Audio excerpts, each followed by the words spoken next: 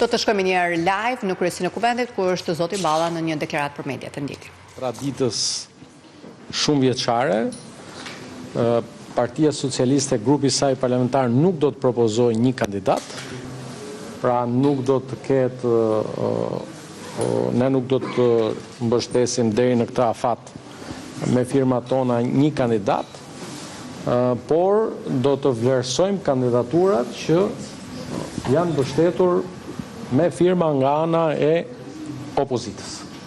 Pra, unë nuk di ende për shkak se nuk ka përfunduar afati sa kandidatura janë depozituar deri tani, por ajo që di dhe është bërë dhe publike dhe nga ana juaj, janë disa kandidatura që kanë mbledhur firmat nga deputetët e opozitës.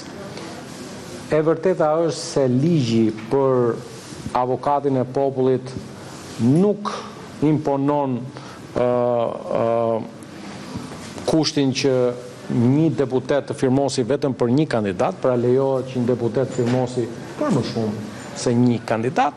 Atëherë në këtë këndvështrim të presim deri sot dhe nesër pas nesër në ditët vijim, pasi të kemi shqyrtuar në grupin parlamentar, këtë kemi vendosur në mbledhjen e sot me të grupit parlamentar, të shohim kandidaturat që janë propozuar nga opozita dhe më pas do të komunikojmë se cilën prej atyre kandidaturave ne do të mbështesim. Zoti Balla, një nga ato emra të cilët kanë aplikuar deri tani dhe janë bërë dhe publik. A ka Partia Socialiste një të pëlqyer, domethënë, a do ta zgjedhë parlamenti një avokat populli një nga këto kandidatura të cilat janë deri më sot? Parlamenti zgjedh kandidaturën që merr 84 vota ose më shumë.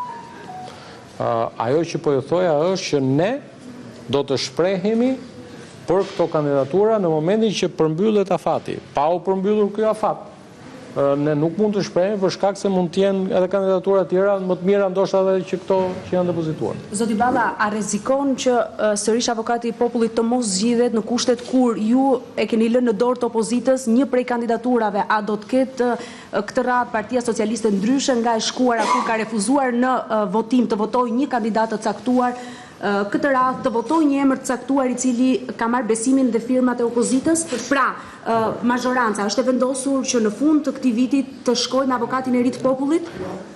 Unë prandaj po bëj këtë komunikim publik përmes jush edhe me opozitën. Pra, besoj që është më e mira e mundshme në këto kushte që ne jemi tërhequr nga propozimi dhe të votojmë një prej kandidaturave propozuara nga opozita. Për shembull, Endrit Çavani do ishte një nga kandidaturat që do ta vlerësonte dhe votonte Partia Socialiste? Unë nuk I kam parë ende të gjitha kandidaturat dhe ajo që po komunikoj me ju është që kam komunikuar dhe me grupin parlamentar që kam nderin të drejtoj, është që pasi të kemi listën e plot kandidaturave, pasi komisioni për çështjet ligjore të marrë listën e kandidaturave, të vlerësojë nëse I kanë përmbushur kriteret në kuptimin numrin e firmave. Ka një vit të kuqe Partia Socialiste, për shembull kur votua Ledio Bravo, përse doni të gjitha përgjigjet sot? Atëherë thatë se nuk do të votoni një avokat. Se kemi për 3 vite, më shumë se 3 vite. Të lutem.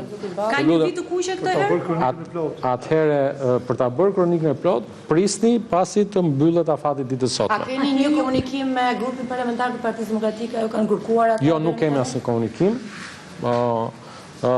Por ju e dini që fakt është që ne nuk po investohemi me mbështetje dhe shpresoj shumë që Partia Demokratike tani për kandidatët që kanë mbështetur me firma, ti mbështesi ata dhe në sankcionare. Zoti Balla, keni një kriter të panegociuar shumë Zoti Balla? Pra një kriter që do ta kushtozonte mbështetjen që opozita jep një kandidat të caktuar. Tani e para është që kriteret I ka përcaktuar ligji dhe kushtetuta. Ndonjëherë dhe mazhoranca kur ka forcën e kartona. Ndërsa sa I përket votës së deputetëve të Partisë Socialiste, kjo do të jetë pas një vendimi politik të grupit parlamentar pasi të kemi parë listën. A do të kemi edhe një herë, Zoti Balla, dua ta qartësojmë. A do të kemi një avokat populli? Unë shpresoj që do ta kemi dhe jam I bindur që do ta kemi avokatin e popullit brenda këtij sesioni të kësaj legislature, me shpresën që deputetët që kanë firmosur për kandidaturat ti qëndrojnë firmës tyre dhe në seancë. Nëse ata nuk votojnë, ju me 83 votat e juaja plus partive të cilat ju mbështesin dhe kanë dhënë votën gjithmonë në parlament, a do ta votoni një nga kandidaturat? Cila do qoftë ajo? Unë dua që kuvendi të zgjedhë një avokat populli të propozuar nga opozita dhe të mbështetur nga shumica. Apo ja parë presidentit të tjerë zoti Balla ne kemi bërë që nuk ka patur një dakordsi politike. Që do të thotë një nga kandidatët do duhet votohet patjetër. Unë këtë po them, ti e ke propozuar, ne po e votojmë, hajde ta zgjedhim. Ka një marrëveshje mes mazhorancës dhe opozitës për një emër caktuar, duke bërë ju një hapas dhe duke u tërhequr mos mbështetur me firma kandidat caktuar në këtë mënyrë? Nuk ka asnjë nga këto lloj supozimesh. Unë mendoj që qasja jonë është qasja më e mirë e mundshme. Pra, nëse ne do të ishim investuar me firma për një kandidatur, atëherë do të ishte një imponim me votat e shumicës. Fakti që ne nuk po mbështesim një kandidatur tregon që ne duam të ecim me një traditë në një formë tjetër kjo, po një traditë e konsoliduar parlamentare. Unë kujtoj këtu shumë vite më parë, në vitin 2012 për shembull, që ne ishim në opozitë, ne propozuam disa kandidatura, më pas u investuam me firma për njërin kandidaturë dhe ajo kandidaturë u votuar. Zoti Balla, kam një pyetje jashtë avokatit popullit. Partia Socialiste ka përmes deputetit Olsi Komici ka depozituar në parlament disa propozime për të ndryshuar ose për të ndërhyrë në disa ligje të reformës në drejtësi.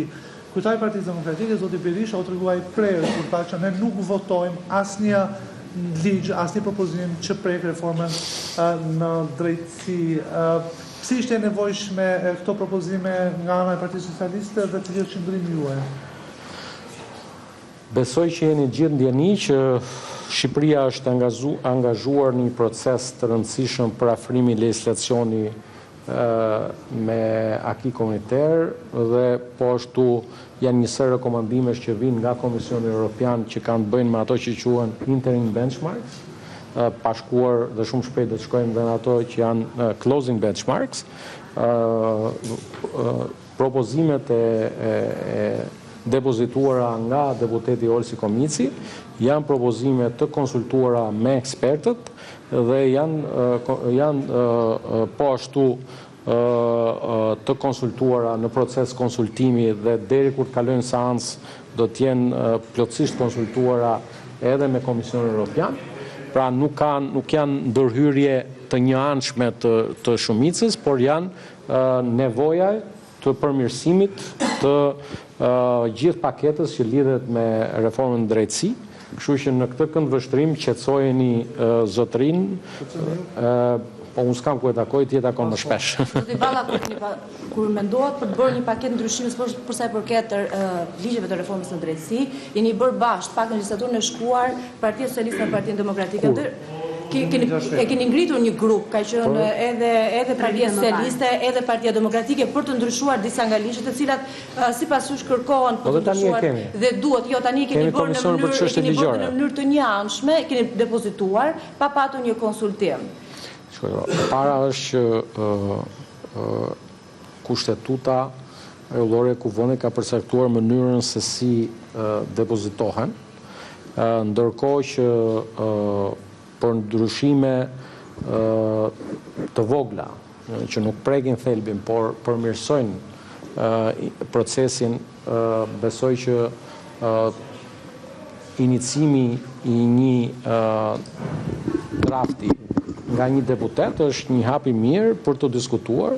Unë i ftoj të gjithë deputetët, jo vetëm deputetët e opozitës, por dhe deputetët e shumicës, apo edhe të deputetët pavarë, të shkojnë në komision, të diskutojnë, por në respekt të pyetjes kolegu tuaj Myzyraj, ju sjarova që ka ndryshimet e propozuara dhe këtu po sjaroj për ju që nuk ka dhe plot ndryshimet të tjera të depozituara nga deputet të Partisë Socialiste, sikurse edhe nga deputet edhe të Partisë Demokratike, janë një pjesë e këtyre ndryshimeve vinë në funksion të përmbushjes nga ana e Shqipërisë të disa kushteve që kanë të bëjnë me negociatat me antarësimin e Bashkimit Evropian, sepse siç patëm, le të themi, një rekord historik nga ana e Shqipërisë në hapjen e kapitujve, tani po bëhemi gati për mbylljen e kapitujve. Dhe për të mbyllur disa kapituj, pavarësisht se të paktën kapituj që lidhen me 23, 24, 25, janë kapituj të cilët kërkojnë më shumë kohë, por e rëndësishme është që ne Kuvendi të plotësoj detyrat e veta. Ua kam thënë në komunikimin tim të parë me ju, që nga momenti që jam rikthyer në krye të grupit parlamentar, Kuvendi ka një pjesë të rëndësishme të detyrave të shtëpisë Shqipërisë në kuadër të procesit të antarësimit Bashkimit Evropian, nga shtatori 2025 deri në, le të themi, në krishtlindjet e vitit 2027, do të jenë mbi 500 ligje të cilat duhet të miratohen Kuvendit të Shqipërisë. Por në emër të Bashkimit Evropian, por ka një perceptim, ju thoni në emër të Bashkimit Evropian, por ka një perceptim të qytetarëve. Jo, ideja për të parafruar në licitacion. Mos më vër në gojën time gjëra që nuk i thash. Për të parafruar licitacionin shqiptar me ato të Bashkimit Evropian, dhe shumë projekte të cilat janë depozituar në Kuvend bëhen në emër të integrimit të Shqipërisë drejt Bashkimit Evropian. Po jemi votuar. Por në një moment kur drejtësia tashmë ka prekur si nga Partia Socialiste, gjithashtu dhe nga Partia Demokratike, a duket kjo dhe është një perceptim që është në shenjë hakmarrë dhe politika mund të bëhet bashkë kundër drejtësisë? Më vjen keq. Jo vetëm për këtë, zoti Balla, por a rrezikon? Po s'ka lidhje fare. Unë jam të fol për diellin, ti je duke folur për spakun. Jo, po s'ka lidhje. Prap, e para është s'ka lidhje fare kjo që sapo the. Po pra, se bëhet për këtë, për çështje të tjera, për të përmirësuar punën në disa gjykata dhe prokurori, dhe për të, le të themi, për të zgjedhur disa ngërçe. Për shembull, ju e dini fare mirë që në gjykata për shembull nuk ka drejtues, për shkak të një ngërçe që ka ligji. Dhe Kuvendi i Shqipërisë është autoriteti vetëm që bën ligje në Shqipëri. Nuk ka institucione tjera që bëjnë ligje. Dhe tjetra është, ju lutem, të paktën mos krijoni lidhje që s'ekzistojnë. Pra, Kuvendi i Shqipërisë i di detyrat e veta që ka në kuadër të këtij procesi dhe, siç u thash, po jo rishpreh. Përmbushja e detyrave të shtëpisë nga ana e Shqipërisë lidhet me ndryshime legislacion. Jemi thjesht në ditët e para apo në javët e para të një pune intensive. Unë kujtoj, e kam ndjekur me shumë vëmendje vitet 2009, 2011, 2012 në Kroaci. Kur Kroacia bëj gati për të antarësuar në një korrik të vitit 2013. Kështu që nuk është se po shpikim diçka, është thjesht janë disa detyra shtëpie që Shqipëria duhet i bëjë. Dëshira ime, dëshira e shumicës është i bëjmë bashkë me opozitën dhe shpresoj që t'i bëjmë bashkë me opozitën.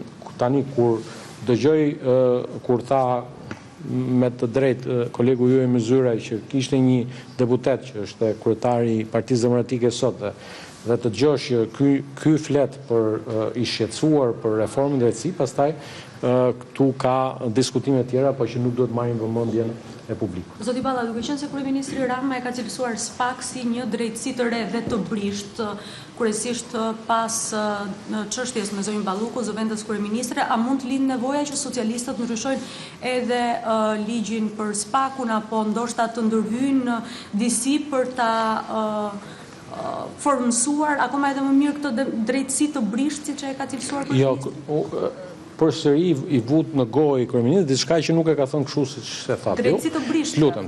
E para është që në vlerësimin ton SPAK ka bërë dhe vazhdon të bëjë një punë të shkëlqyer në luftën. Por me brishtësi. Ju lutem. Padyshim kush punon gabon, thot populli. Edhe mund të ketë edhe në po që mos të gabojnë në të ardhmen. Po të lutem atë. Ju keni drejt bëni pyetjen, lutem leni të bëj edhe unë përgjigje.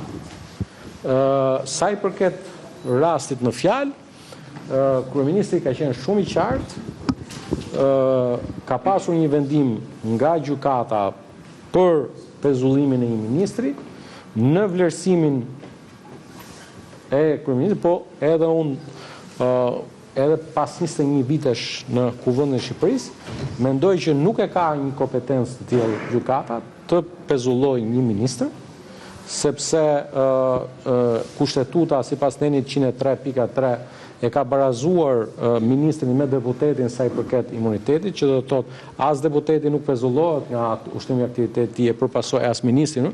Megjithatë, për fat mirë gjithë rendi kushtetues në Republikën e Shqipërisë e ka përcaktuar qartë që kur ke një ankesë për këtë shkon në një instancë si është gjykata kushtetuese, të presin gjykatën kushtetuese të pret. Ose përforcon dhe ndryshon ligjin përmes një amendamenti. Gjykata kushtetuese, gjykata dhe GKK se cili është kufiri për mos të ndërhyrë në kompetencat e ekzekutivit. Është skenari mundshëm? Po ti zëvendëson Nostradamusin, edhe fillo parashiko se ç'do ndodhi. Po jo, unë po them ç'këmu skenar, unë po them ç'a do ndodhi, unë po them, mund ta përforconi dhe mund ta sanksiononi në ligj. Dakor, do konsultohemi me ju dhe do ju themi.